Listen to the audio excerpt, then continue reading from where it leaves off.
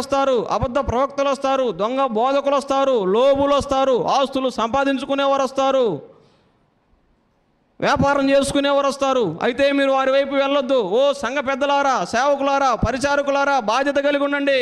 వాళ్ళు గొర్రె చర్మం కప్పుకొని వస్తారు, లోపల స్వభావం తోడేలు, మందను కనికరింపదు, మంద యందు జాలి ఉంచదు, విశ్వాసులు తెలియని వారని, ఎటు పడితే అటు వెళ్ళిపోయేవారని, వాక్యం ఎరగని వారని రండి రండి రండి అంటారు. తీసుకెళ్ళి ఏం చేస్తారు?